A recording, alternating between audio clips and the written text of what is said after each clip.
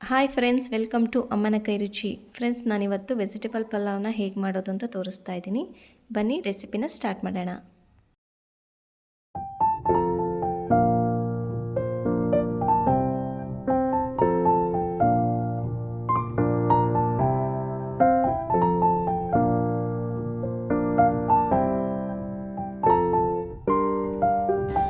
ಮೊದಲಿಗೆ ನಾನಿಲ್ಲಿ ಕುಕ್ಕರ್ನ ಇಟ್ಕೊಂಡಿದ್ದೀನಿ. ಕುಕ್ಕರ್ಗೆ ಸ್ವಲ್ಪ ಎಣ್ಣೆನ ಹಾಕ್ಕೊತಾ ಇದ್ದೀನಿ.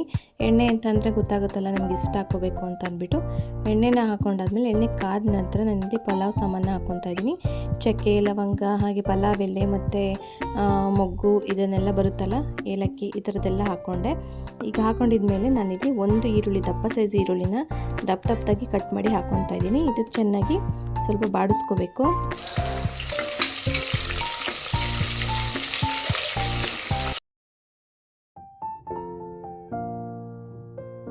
ಅದು ಸ್ವಲ್ಪ ರೋಸ್ಟ್ ಆಗುವಷ್ಟೊತ್ತಿಗೆ ನಾನಿಲ್ಲಿ ಮಸಾಲೆಗೆ ರೆಡಿ ಮಾಡ್ಕೊತಾ ಇದ್ದೀನಿ.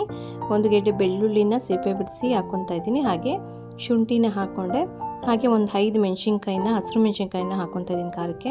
ಹಾಗೆ ಒಂದು 2 ಟೇಬಲ್ ಸ್ಪೂನಷ್ಟು ಕಾಯಿನ ಹಾಕ್ಕೊಂಡೆ. ಹಾಗೆ ಸ್ವಲ್ಪ ಕೊತ್ತಂಬರಿ ಸೊಪ್ಪು, ಪುದೀನ ಸೊಪ್ಪು ನಿಮಗೆ ಸ್ವಲ್ಪ ಜಾಸ್ತಿ ಕ್ವಾಂಟಿಟಿಲೇ ಹಾಕ್ಕೊಳ್ಳಿ. ಕೊತ್ತಂಬರಿ ಮತ್ತು ಪುದೀನನ ಟೇಸ್ಟ್ ಚೆನ್ನಾಗಿರುತ್ತೆ. ಇವಾಗ ಇದನ್ನು ನುಣ್ಣಗೆ ರುಬ್ಕೊಂಬರ್ತೀನಿ. ಈಗ ಇಲ್ಲಿ ನೋಡಿ, ಈರುಳ್ಳಿ ಎಲ್ಲ ರೋಸ್ಟ್ ಆಗಿದೆ. ಇವಾಗ ರುಬ್ಕೊಂಡಿರೋವಂಥ ಮಸಾಲೆನ ಇದರೊಳಗೆ ಸೇರಿಸ್ಕೊತಾ ಇದ್ದೀನಿ. ಇದನ್ನು ಒಂದು 5 ನಿಮಿಷ ನಾವು ಮೀಡಿಯಮ್ ಫ್ಲೇಮಲ್ಲೇ ಇಟ್ಕೊಂಡು ಹುರ್ಕೋಬೇಕು. ಯಾಕೆಂದರೆ ಹಸಿ ವಾಸನೆ ಎಲ್ಲ ಹೋಗೋವರೆಗೂ ಸ್ವಲ್ಪ ಹುರ್ಕೋಬೇಕು. ಈಗ ಇದಕ್ಕೆ ನಾನಿಲ್ಲಿ ಹುರುಳಿಕಾಯಿ, ಕ್ಯಾರೆಟು ಮತ್ತು ಗೆಡ್ಡೆಕೋಸು ಇಷ್ಟು ತರಕಾರಿಗಳನ್ನ ತೊಗೊಂಡಿದ್ದೀನಿ. ನೀವು ಬೇಕಾದರೆ ಎಕ್ಸ್ಟ್ರಾ ತರಕಾರಿಯನ್ನು ಆ್ಯಡ್ ಮಾಡ್ಕೋಬೋದು. ಈಗ ಇದನ್ನು 2 ನಿಮಿಷ ಬಾಡಿಸ್ಕೋಬೇಕು. ಈಗ ಇದಾಗಿದ ನಂತರ ನಾನು ಇಲ್ಲಿ 2 ಹಣ್ಣಾಗಿರೋ ಟೊಮೊಟೊನ ತೊಗೊಂಡಿದ್ದೀನಿ. ಈ ರೀತಿ ಸ್ಲೈಸಾಗಿ ಕಟ್ ಮಾಡಿಕೊಂಡು ಸೇರಿಸ್ಕೊತಾ ಇದ್ದೀನಿ. ಪಲಾವ್ ಅಂತ ಅಂದರೆ ಯಾರಿಗೆ ತಾನೇ ಇಷ್ಟ ಆಗಲ್ಲ. ನಮ್ಮನೇಲಂತೂ ಎಲ್ಲರಿಗೂ ಪಲಾವ್ ಫೇವ್ರೆಟ್ ಟಿಫನ್ ಅಂತಲೇ ಹೇಳ್ಬೋದು. ಬೇಗ ಕ್ವಿಕ್ಕಾಗೂ ಕೂಡ ಮಾಡ್ಕೋಬೋದು. ಹಾಗೆ ನಾನಿಲ್ಲಿ ಹಸಿ ಬಟಾಣಿನ ಸೇರಿಸ್ಕೊತಾ ಇದ್ದೀನಿ.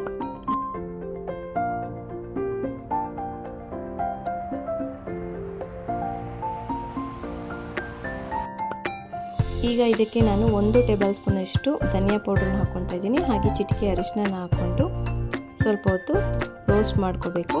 ಈಗ ನೋಡಿ, ನಾನು ಈ ಅಳತೆ ಗ್ಲಾಸ್ನಲ್ಲಿ 2.5 ಲೋಟದಷ್ಟು ಅಕ್ಕಿನ ತೊಗೊಂಡಿದ್ದೀನಿ. ನಾನಿಲ್ಲಿ ಸಣ್ಣ ಅಕ್ಕಿನ ತೊಗೊಂಡಿದ್ದೀನಿ.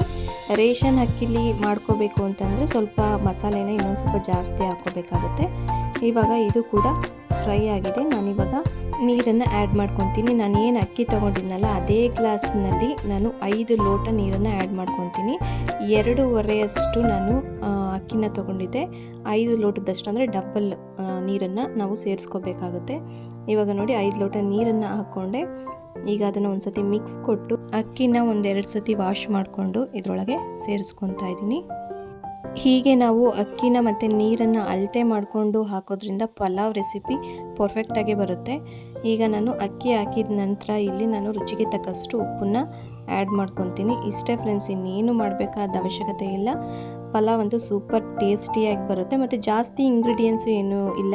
ಮಸಾಲೆ ಐಟಮ್ಸ್ನ ನಾವು ಜಾಸ್ತಿ ಯೂಸ್ ಮಾಡಿಲ್ಲ.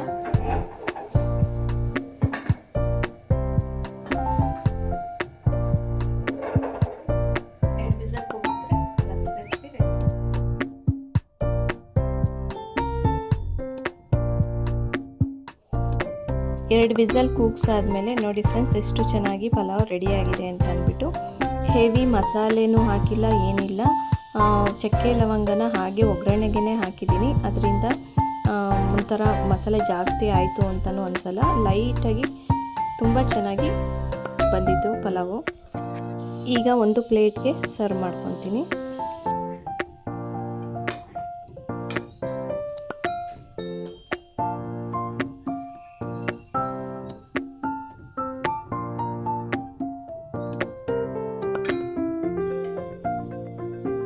ಬಿಸಿ ಬಿಸಿ ಪಲಾವ್ ರೆಡಿ ಟು ಈಟ್.